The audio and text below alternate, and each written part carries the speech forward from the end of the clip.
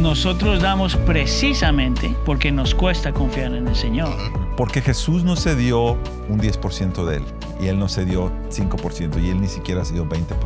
Él se dio 100% en la cruz, para gloria del Padre y para salvación de su pueblo. Sí, es mi convicción que la muestra más grande de darse generosamente es el Evangelio.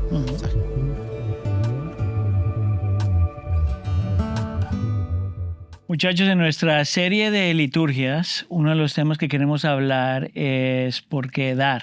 Entonces, cuando tú miras estos servicios, siempre hay una parte donde nosotros llamamos a la iglesia a ser intencional en dar. Ahora, obviamente lo hacemos porque entendemos que la Biblia lo demanda y queremos entonces ayudar a la iglesia a entender eso. Entonces, la primera pregunta que sería es, ¿por qué es que nosotros como creyentes damos, de acuerdo a su perspectiva, y por qué es tan importante que nosotros demos? ¿Qué dirían ustedes?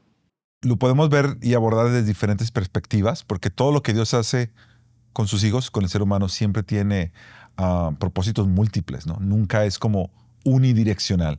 Esto Dios nos lo demanda por esto. Siempre tiene tantos propósitos en nuestra vida, porque nosotros somos seres que vivimos en este mundo, porque tenemos relación con Dios, relación con los demás. Entonces yo entiendo que bíblicamente el dar hace varias cosas, y quizá puedo mencionar algunas y luego las podemos seguir desarrollando. Pero una, por ejemplo, es el que yo me recuerde a quién le debo mi vida y mi todo, que es a Dios. Le debo mi ser, mis fuerzas.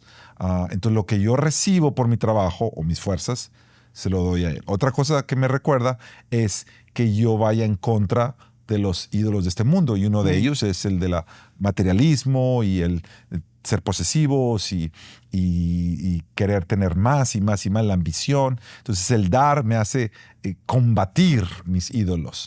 Y otra más, yo diría que es también el aspecto de la generosidad de los unos hacia los otros, de cómo nosotros nos volvemos un pueblo generoso, que imitamos el corazón de nuestro Padre, como Él es generoso, y al dar estamos dando para las necesidades de la iglesia, para bendecir a otros hermanos, para apoyar la misión, para apoyar la obra. Entonces yo creo que, comenzando con esas tres, yo creo que ya son distintos aspectos, pero todos se dan cuando nosotros damos. Claro.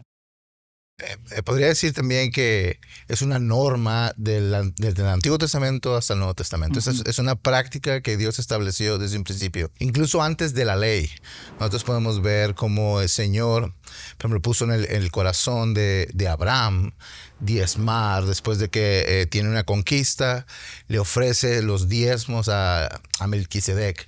Y le ofrece estos diezmos mostrándole reconociendo de que es Dios quien le ha dado la victoria, reconociendo que lo primero que tenía que hacer era adorarle a través de entregarle de lo que Dios le había dado.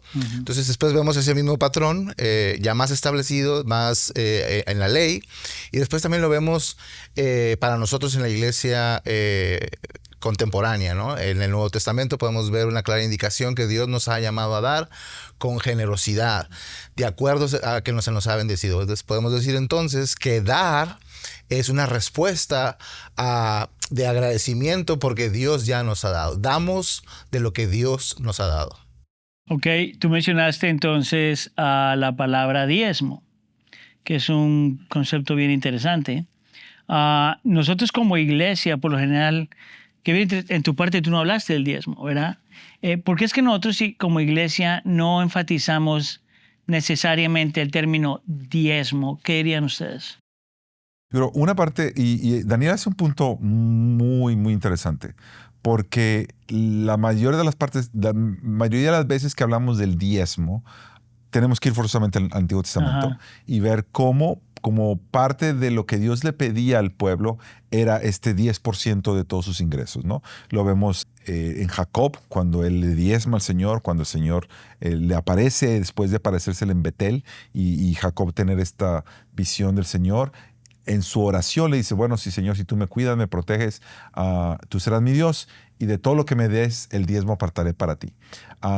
Que es un punto muy interesante. A mí la historia de Jacob me fascina porque creo que ahí vemos nuestro caminar reflejado. Y la oración de Jacob en Betel es una oración todavía bastante bastante individualista, porque Jacob le está diciendo, si tú me cuidas, si tú me bendices, si tú me ayudas, y que casi es la oración de todos los cristianos cuando se acaban de convertir. Sí. No están pensando en servir, no están pensando en dar, no están pensando en la nación, están pensando, Señor, cuídame, dame dinero, cuídame a mí, cuídame a mi familia, y de todo lo que me dieres, entonces yo te doy el diezmo. No le está diciendo, yo me voy a dar todo a ti, sino te voy a dar el 10%. Pero el punto que hace Daniel es que aún antes de Jacob, en Abraham, antes de que saliera ya la ley como tal, le da los diezmos a Melquisedec. Entonces es como un principio que siempre ha estado ahí. Y Dios lo ha puesto de una manera como sencillita, 10%. Como cuantificable, como bastante accesible, obtenible. Si nosotros luchamos con el 10%, muy seguramente vamos a luchar con más o menos. Siempre el ser humano quiere ¿cuánto me quedo? ¿Cuánto me quedo? Entonces, en el Nuevo Testamento ya no lo observamos tanto como tal, la palabra diezmo, y aquí es donde las iglesias se discuten entre ellas, que si el diezmo, que si no el diezmo, que si es del Antiguo Testamento, que por qué piden ese diezmo en la iglesia. Y nosotros lo que queremos enfatizar, por lo menos en la Iglesia del Pueblo, es el aspecto de la generosidad, el aspecto de la obediencia y el aspecto de la generosidad. Porque cualquier iglesia, crea o no crea en el diezmo, de todas maneras está llamada a obedecer dando. Claro. Y de todas maneras está llamada a dar sacrificialmente y generosamente. Entonces, de eso nadie se escapa. ¿Cómo lo vamos a hacer? Pues eso ya se puede discutir más. Pero todos estamos llamados a eso. Sí, nosotros en nuestra iglesia enfatizamos el dar como un principio de adoración, ¿verdad? Entendemos lo que dice la Escritura en el Nuevo Testamento, que no debemos de dar ni por tristeza ni por necesidad, porque Dios ama al dador alegre. Y damos también conforme a lo que Dios nos ha dado, ¿verdad? Esa es nuestra énfasis.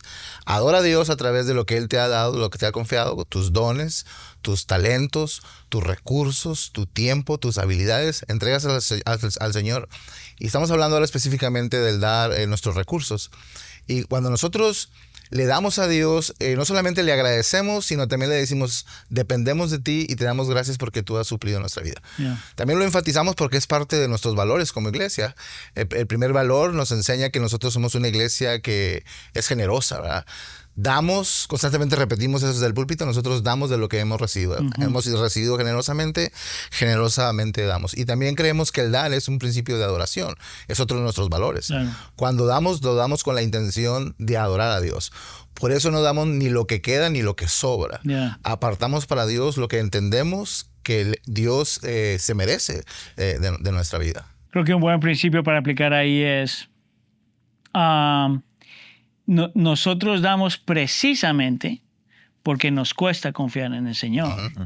Es parte de la naturaleza humana. Y por eso me gusta el concepto que se utiliza, nosotros damos sacrificialmente. ¿Qué tiene que ver eso con el Evangelio? Ok, antes de entrar en eso, déjame hacer un punto rápido. En el dar sacrificialmente, para hacer la nota y el énfasis, que para algunos dar sacrificialmente puede ser menos del 10%. Claro. Puede ser el 5% o el 3% o lo que sea. Que dependiendo de en qué iglesia uno está, si en tu iglesia es 10% exactamente y vas a dar 5%, estás mal. Claro. Nosotros diríamos no, porque no es necesariamente el porcentaje, cantidad, pero el corazón detrás de eso. Sí. Y si es sacrificial, es 5%, está bien. Hay otros, conozco gente que me han contado que el Señor les ha bendecido y que llegaron a un punto de decir, yo voy a empezar a dar 20% cada mes, 20%. Esa persona entendió que Dios le estaba llamando quizá al 10%, se había sentido bien hacerlo y sentía que dar sacrificialmente ahora ir a 20%. Entonces, al final no importa cuánta cantidad, sino que sea sacrificial. Y ahí es donde nos podemos ir al Evangelio. Porque Jesús no se dio un 10% de él. Y él no se dio 5%, y él ni siquiera se dio 20%. Él se dio 100% en la cruz, para gloria del Padre y para salvación de su pueblo. Y el principio del Evangelio entonces demanda que para que yo pueda honrarlo a él, como él se dio, yo también me dé todo, por Dios y por los demás. En distintas áreas de mi vida, en diferentes maneras. Como decía Daniel, nuestro tiempo, nuestros talentos. En la iglesia nosotros mencionamos tiempo, talento y tesoro, ¿no? Tiempo es quien yo soy, cómo dedico mi vida al servicio de Dios y de los demás. Talento, las habilidades que Dios me ha dado. Tesoro, nuestro dinero. Cómo nosotros, precisamente porque Jesús se dio y porque el Padre dio lo más preciado, nosotros damos también lo más preciado. Sí, es mi convicción que la muestra más grande de darse generosamente es el Evangelio. O sea, Jesús se dio porque nosotros no podíamos pagar el precio y Jesús lo pagó todo por nosotros. Yeah. Se dio sacrificialmente en la cruz del Calvario y creo que ese es un modelo, como decía Sergio, en la manera que nosotros debemos darnos al Señor, a su iglesia. Darnos sacrificialmente, entendiendo que para poder glorificar a Dios hay que entregarle lo mejor de nosotros. Yeah. Cuénteme, y solo nos quedan un par de minutos en esto, entonces cuénteme un poquito cómo ha sido su caminar personal con eso, porque puede ser que alguien nos esté escuchando y esté diciendo, yo quisiera, ¿verdad? Yo quisiera dar más, o en este momento no puedo, o cómo le hago para crecer. Cuéntenos un poquito brevemente cómo ustedes dos en sus matrimonios también han crecido en esta área. Sería bueno escuchar.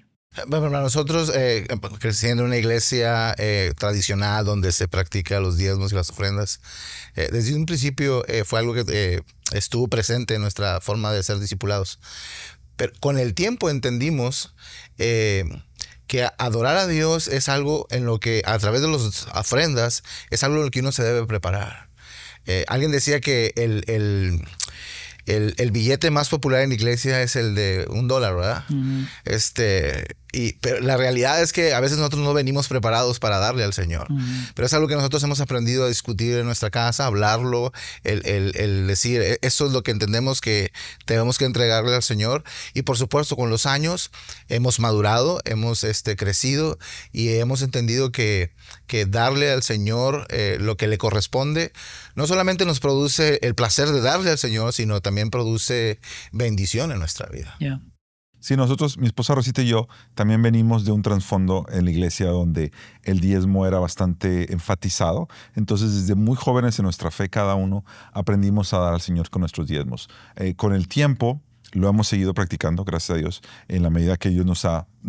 No siempre es fácil, siempre nos va a costar, aunque cada vez más, precisamente por el hablar de las liturgias, se vuelve un hábito santo y se vuelve ya parte de como tú. Es decir, llega un punto que ya no lo cuestionas, simplemente lo haces.